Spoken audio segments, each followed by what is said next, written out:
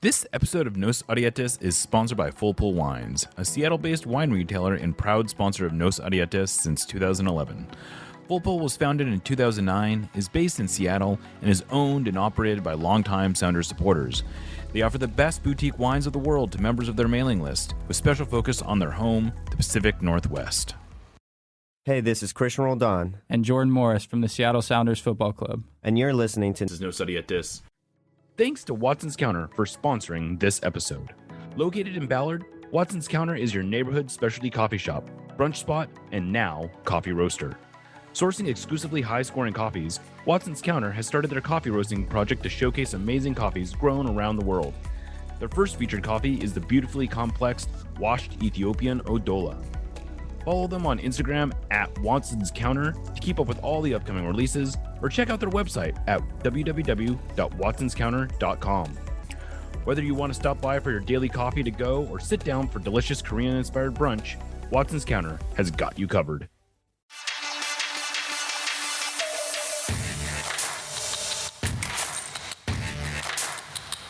Welcome back to another episode of Nos Arietes. I am Jeremiah Oshan. Joining me today is a very special guest, Adam Bells of the Scuff Podcast, to talk about Obed Vargas, his turn at the U20s, and we'll even get into Christian Roldan and Jordan Morris getting called up to the national team. But Adam, thank you for joining us.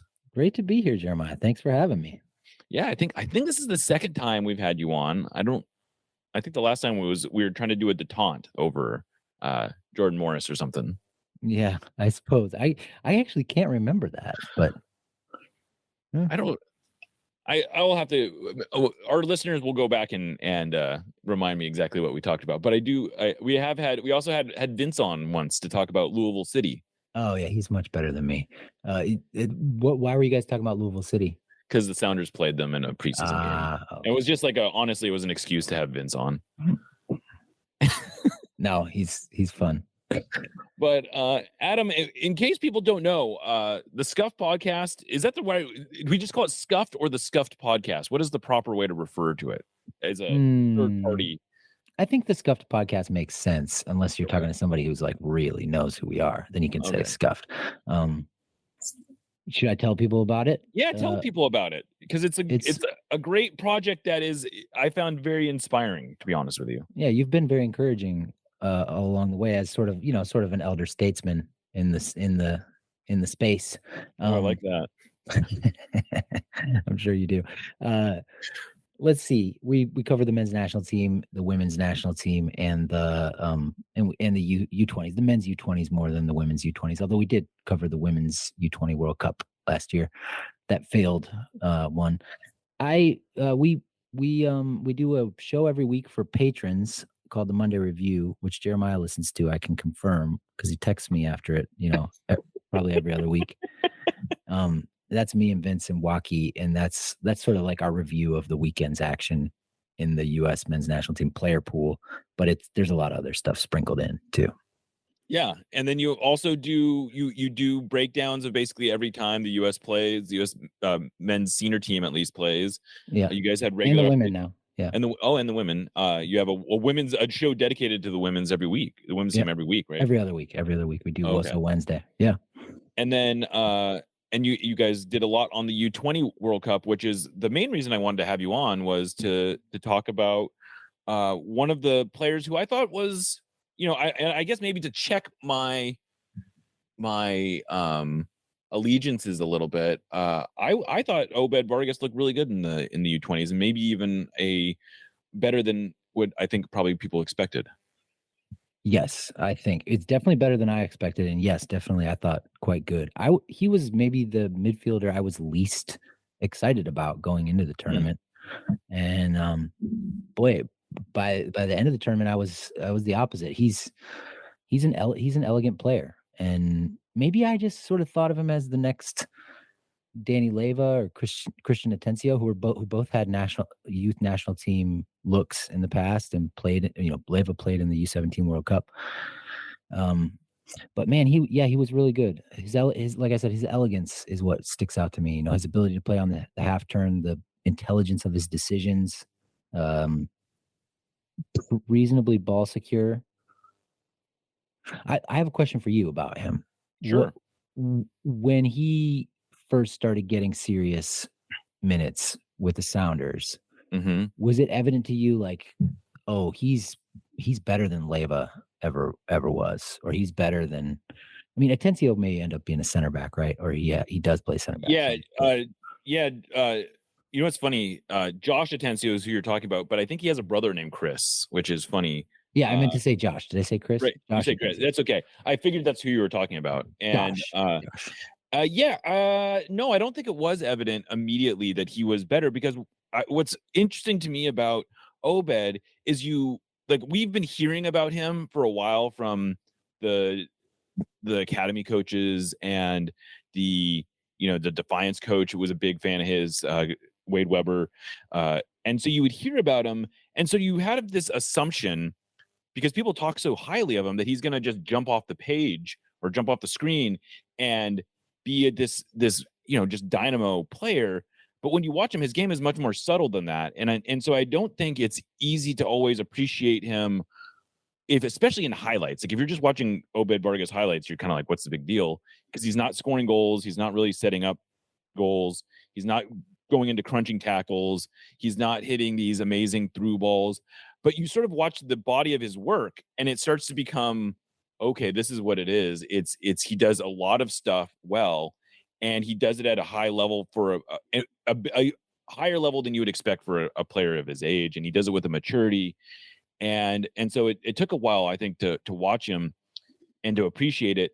But his first start that he ever got for the Sounders was this infamous, or I don't know, infamous is the right word, but this game that the Sounders started a bunch of 5 teenagers against Austin FC on the road, and he was started as a number 10, and they won that game. And he didn't do anything in that game. I thought that was spectacular, but he held his own, and you're like, okay, but he played as a number 10 in that game. And then we didn't really, that was a one-off appearance for the Sounders. And then he came back and he got a start in the Champions League, in the Champions League opener last year.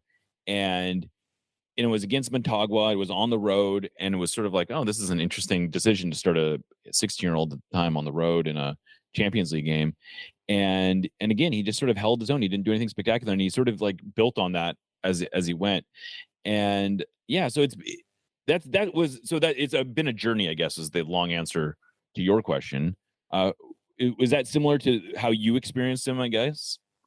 Yeah, I always liked. I don't need to keep bringing up Leva and Atencio, but I always liked Leva's intelligence too, and his passing, some of his passing ideas. The thing that you never see in highlights is the pass from the deep lying midfielder into the center circle, or like past the center circle to somebody's feet. And both of those guys make that pass. That's one thing I really liked about Vargas is he was brave enough to receive the ball from a center back, maybe even under some pressure, turn with it, and then find the feet of somebody 20 or 30 yards ahead of him, which is just, it's almost as important as the assist, if you're counting G plus. Right. But Leva, I think, maybe lacks the quickness to play defensive midfield at a really high level. And Vargas is quick, definitely quicker, but I'm still waiting to see if like he, how his physicality translates. I don't know, to the next level. I mean, it seems like it's translating fine in MLS, right?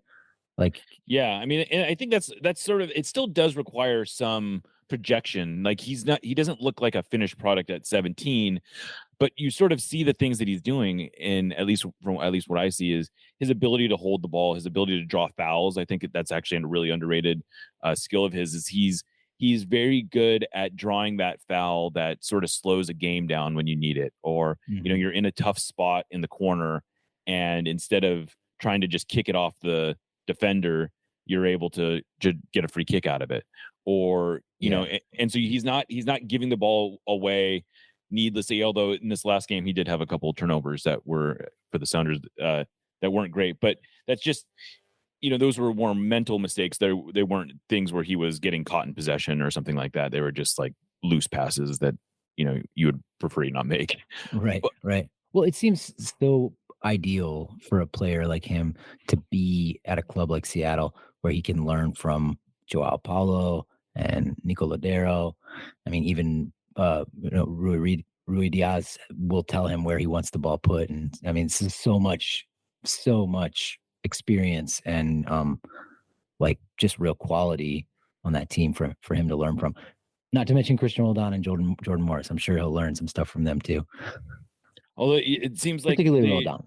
Yeah, right. No, it does seem like he has a lot of Christian Roldan in him. Now, Christian Roldan's path to where he is I suppose it's a lot different in that, he's this one of these players who came through the prep system. Like he played all through he played high school soccer all the way through, which you just don't hear of. There's not a lot of national teamers that were playing high school soccer as seniors, and that's what he was doing. And he was more of an offensive player in college. Like I think he was actually he was kind of deployed as a 10 at UW, and he got moved back the field, and now he's sort of moved. He has an interesting journey, but they have some similar characteristics in their game, and you could sort of see the potential for Vargas to evolve into a Roldan-esque role where you could see him playing wide as more of a possession type winger or something like that. It's not necessarily a role that has an obvious place in the national team. I think for the national team, he's probably an 8 or a 6, right? If he were to project as a national teamer. I would think so. I mean, that's been a little bit of Christian's problem with the national team is he has played some winger, but there's not many minutes to go around at winger. Does Obed have any of the sort of goal dangerousness or consistent goal dangerousness that Christian brings? Well, that's one of the things I thought we saw a little bit of at the U20 World Cup. Like in that first game, he got into he was deployed a little farther up the field for the U20s than he is for the Sounders. Where with the Sounders, he really is a 6 or an 8. Like he's in a double pivot most of the time. Yeah. When he's with the Sounders, but it seemed like with the U20s, and you can correct me if I'm wrong, but it felt, and he this is what he also told us, was that he was given a little bit more license to get forward and to play a little bit more offensively with the U20s, and we saw him in the box a little bit more. He had a couple shots from distance that we haven't really seen him. We haven't seen that at all from him with the Sounders. Like he had one where he just laced it. It just went right at the keeper. Right.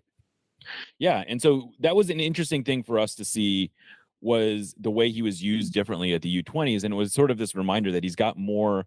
I think that's what's so intriguing about him, is that you dig in, the more you watch him, the more you can see that there's untapped potential, and you can see that he has ideas. Like, he had an assist in the Portland game against a couple months ago, where he set up Rui Diaz on this really nice cutback pass. And he seems to have that in him, and he seems to have a really good understanding of when to get forward, when to push down to the to the end line. And he has the ideas, the offensive instincts, I think, to potentially project farther up the field potentially. Well, and even if he doesn't project further up the field, a high level 6 or 8 does have to provide some threat of scoring goals or setting up goals. That's just that's part of soccer. But he played. I would say he played further up early in the tournament, and then against Uruguay, when we were a little bit more, had a little bit less of a grasp on the game, a game that we lost 2-0. He was playing as a deep lying midfielder in that game, more so than in the earlier games. But yeah, against Slovakia and against Ecuador is the game where he nearly scored by getting into the box and taking a touch around a defender, and then just a really good save by the keeper from Ecuador to keep it out. That game and the game against Slovakia, which was the second toughest of the first 4 games, he was a little more advanced, like kind of an 8/10. And so when you are judging him specifically, do you take into account at all that he was the youngest player on the team, or is that at this point that's just not a relevant metric to judge him by? Well, I have to, I guess. I do not know how much of a difference it makes. I mean, it makes a difference in some cases, in some cases it doesn't make a difference. It's such an unknowable time period in like a player's career. Like, are they fully baked at 17? Some players are, Mm-hmm. So I don't know. I do take it into account. I hope he's so good that he doesn't get to play in the next U20 World Cup, because if he does get to play in the next U20 World Cup, then you're like, I don't know how far he's gonna go. Right. Yeah, Um, and so what you're saying is like if he's a Ricardo Pepi type of yeah, trajectory where he's eligible for the U20 World Cup, but he's just sort of not seen as a youth national team member at this point. right. Yeah, so it would be Pepe would be an example of that. I guess Josh Sargent was that, and the jury's still out on him he's a legit national team striker, but the jury's still out on him and being like a future legend or something. Who else? Reyna. I think Reyna graduated out of the youth national teams before he ever had a chance to play in the U20 World Cup. So yeah, that'd be nice if he made that shift. Do you think he's gonna is he gonna keep accelerating in his growth? Is that your feeling? I mean, that's our hope, right? And it'll be interesting because this was an interest. This game, I thought, this last Sounders game was an interesting test case for him because he didn't show up back in Seattle until I think Monday was when he was back in Seattle. He didn't train on Tuesday, like he was just watching on the sidelines on Tuesday, and so he trained Wednesday, Thursday, Friday, and I don't think the plan originally was for him to start, but then Nico Ladero picked up an injury on Thursday.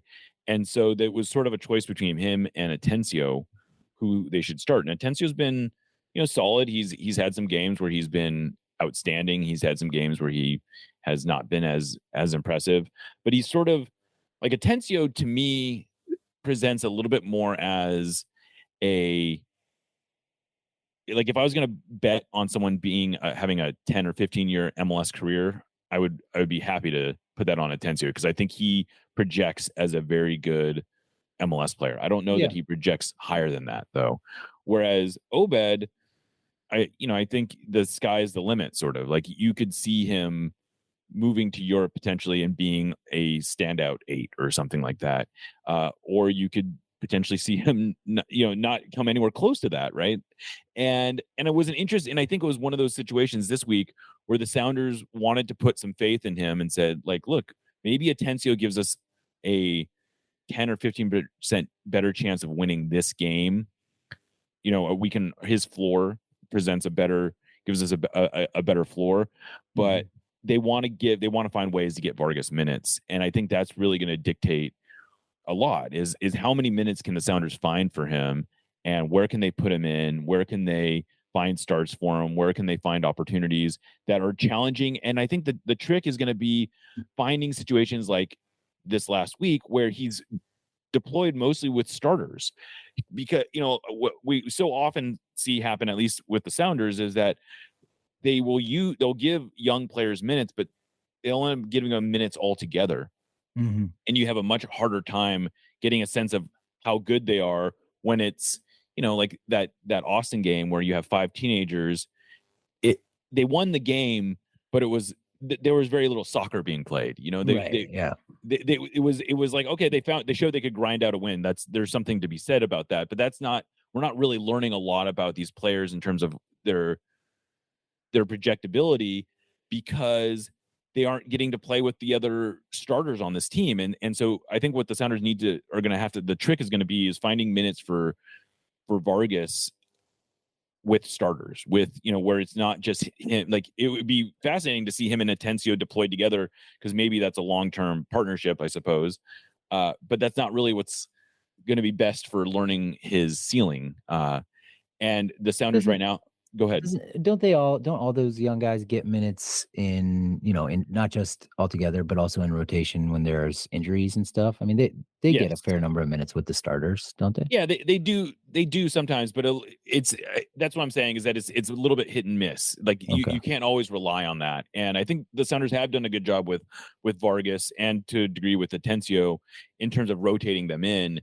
But I guess that's what my point was, is that they need to look for these opportunities to get him minutes with the first team, with the starters, where it's not short rest and it's not, where he's sort of like working from a deficit and being asked to make up for you learn different things in those cases, right? But to see him at his best, like this was an opportunity to see something like, he didn't have a full week of training, so it wasn't ideal. But I thought it was an interesting place to deploy him because it showed, he got to play next to João Paulo, behind Albert Rusnak with, Raul Ruiz Diaz on the field, and and the starting center back. So it was like he wasn't being asked to do anything crazy in this game. He just had to sort of be himself. And he had some moments. He also made, he probably overcommitted on the Nashville's second goal, or not Nashville, Charlotte's second goal.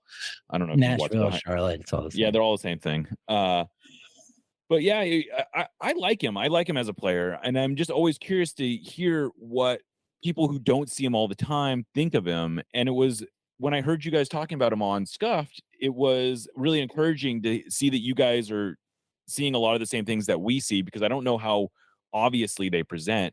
And I mean, like, do you see him at, like, how likely do you think, like, it is that he would be graduated out of the U20 pool by the next U20 I've World sort Cup? of in the 5 or 6 years that Scuffed has existed, I've graduated out of making really bold predictions about players' futures. Because it's nobody knows, Yeah. how he may physically develop in the next year or two, and what like little tricks he learns that elevate his game and make him just like really difficult to play against. Who knows? So I have to plead the fifth. I give an example. Like Richie Ledesma was a player that I was really excited about. Came up in the Real Salt Lake system, and then went and got signed by PSV Eindhoven. And he's on loan in New York City right now, not playing. He didn't play over the weekend, just sat on the bench. And that's not where I was expecting him to land, 4 years ago. Sebastian Soto was another player from that same academy. Yeah, and the went to two Europe, of them, and he was great in the last U20 World Cup, if I remember. Right. The two of them combined on a gorgeous goal to beat one of the goals to beat France at the U20 World Cup, which was a big deal. France was the reigning world champion, and they had like 50 U20 players playing like legit first team minutes, and we beat them thanks in part to Ledesma and Soto. And I thought, man, Ledesma's he's going to be a really good professional player, probably a key contributor for the national team, and he's not. So, and I have like a long list of misses like that. So I'm just going to say, I don't know about Obed, but I'm really rooting for him. Partly because he's from Alaska, That is another fascinating element of his story. Cool. Yeah. But also partly just because because I think we need more high usage Latino stars on the national team. And with all due respect to Christian Roldan, I don't think he's been a good soldier, but he's not going to be like a starter for that team when everybody's healthy, and probably never will be. Or even when they're not all healthy. Right. Yeah. I'm just trying to be gentle about it. Yeah, no, I appreciate that. But maybe Vargas can be he'd have to end up being like one of the top 4 or 5 midfielders, in the American player pool, but maybe he can be that. And then we'd have Vargas from Anchorage, Alaska, and Ricardo Pepi from El Paso, Texas. Got good range. We just need somebody from Maine or something. I guess. Maine and San Diego. Yeah, there you go. Right. And then you kind of hit it all. But yeah, so the thing with Vargas that I also really like, and I don't know if this came off to you, but he has one of these things I'm seeing a lot more with young players is they have this way of talking that is both articulate but not sounding without sounding overly educated. Like they are just they have a lot of interesting things to say without using big words that are off-putting to people. Like he just plain spoken but has really interesting things to say, and he's like quietly confident, but he's not he's not blowing himself up, and he's not out there on Instagram and doing all these kind of flashy things. But he also isn't shy about saying that he has a lot of belief in himself, and he just presents it in this really accessible, likable way. That's cool. Yeah. That makes me think of one other thing he did in the tournament that we haven't mentioned yet. He saved a goal against, I think it was against Ecuador. Yeah, I think you're right. I remember. By, Josh Winder got roasted on our left side, and one of those fast Ecuador wingers was coming in from the right and fizzed a ball at the back post, and the left winger was lurking and was going to tap it in, and Obed, who was not responsible necessarily for this situation, he went like sprinting right at the goal line and cleared that ball pretty much off the goal line and saved a goal. And we might have lost that game if that goal goes in, because it was 0-0 at the time. So gotta mention that. That's a really good sign in a 17-year-old player. Yeah, and I don't know how much of a sense you get. Maybe I have a better sense of this. I don't know. But when he first kind of came up, there was a lot of discussion about the dual national nature of his status. And there was even a documentary that I think Grant Wall put together that was sort of talking about the U.S. Mexico rivalry, and he was featured in this documentary, and his he grew up rooting for Mexico. His dad was a low level professional player in Mexico, and sort of raised him to be this. They were El Tri fans back home. But what does his dad do? His dad's like in the fish, like he works on like a fishing boat or something like that. Okay. Like very blue collar type of work. Both of his parents do that kind of very blue collar type of work. That's in fact what brought them to Alaska, was to work on work in the fishing industry, essentially. Is my understanding. It can be fairly lucrative, right? If you're, I mean, it's a good way to, you can make a fair amount of money, I think, without, in a relatively short amount of time. But I think they've all now moved to Seattle, relocated, and that was a big thing. Like they didn't love fishing that much, right? Exactly. And I don't know that working the fishing boats is exactly as it makes for good documentaries, but I don't know if it makes for a good life. Good life, yeah. It's like being a truck driver, but much more dangerous and hard work. Right. Exactly. I remember being like in high school or college, people were always talking about, man, if you go out there and you can get on a fishing boat, you can make like a X amount of dollars in 3 weeks or something. I was like, man, that's a lot of money. But maybe, it's been a while, and I don't remember the figures. No, it is. I think you're right. That's my impression as well. It's just that it's hard work, and it's